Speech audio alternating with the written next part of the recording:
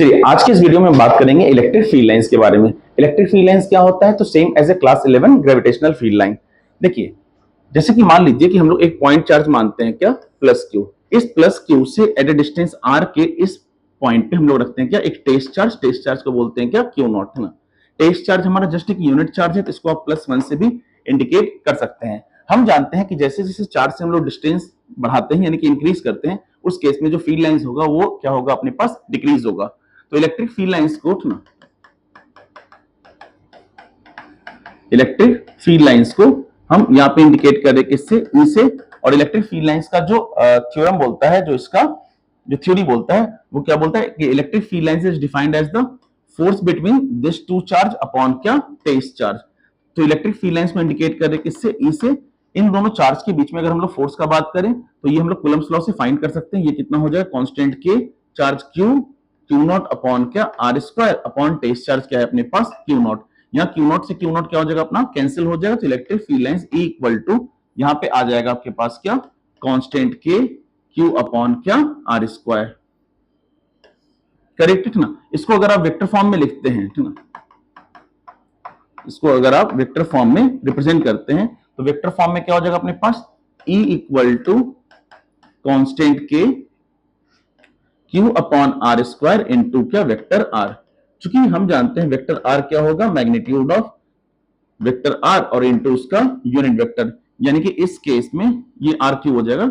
इस केस में vector E equal to constant के क्यू अपॉन क्या हो जाएगा, आर क्यू, और वेक्टर आर हो जाएगा अपने पास क्या, आर का magnitude into unit vector. Magnitude से यहाँ पे आप एक कैंसिल कर दोगे तो यहाँ पे electric field lines E equal to हो जाएगा कांस्टेंट के क्यू अपॉन, एक कैंसिल हो जाएगा तो ये कितना हो जाएगा, आर स्क्वायर इंटू क्या, unit vector are.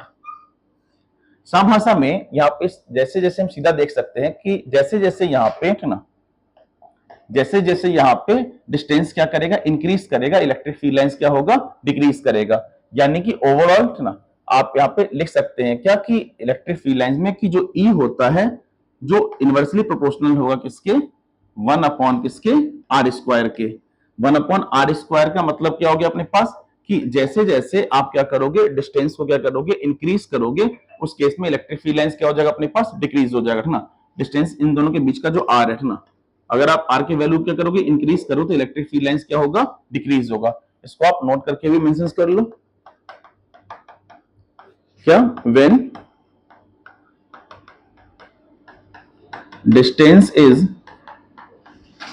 Increases, indicate करे इलेक्ट्रिक फील्ड लाइंस के लिए, when distance is increases electric field lines decreases. जब डिस्टेंस इंक्रीज करेगा तो इलेक्ट्रिक फील्ड लाइंस क्या करेगा, इंक्रीज करेगा। या फिर इसके उल्टा हम लोग बोल सकते हैं सीधा सीधा क्या कि when distance is decreases electric field lines E क्या करेगा, इंक्रीज करेगा। समझे क्या क्या कि जैसे जैसे यहाँ पे जो टेस्ट चार्ज है ना, यहाँ पे जो टेस्ट चार्ज है, इस टेस्ट चार्ज को आप इस पॉइंट चार्ज से क्या करोगे, दूर ले जाओगे, तो उस केस में इलेक्ट्रिक फील्ड लाइंस क्या होगा अपने पास, डिस्टेंस इंक्रीज कर रहा है तो इलेक्ट्रिक फील्ड लाइंस क्या होगा, डिक्रीज होगा। और जैसे जैसे डिक्रीज क्या ये टेस्ट चार्ज पास आएगा, है ना, तो डिस्टेंस क्या करेगा, डिक्रीज करेगा, तो उस केस में इलेक्ट्रिक फील्ड लाइंस क्या करेगा, इंक्रीज करेगा। इलेक्ट्रिक फील्ड लाइंस एक वेक्टर क्वांटिटी होता है जहां पे डायरेक्शंस क्या करेगा, मैटर करेगा।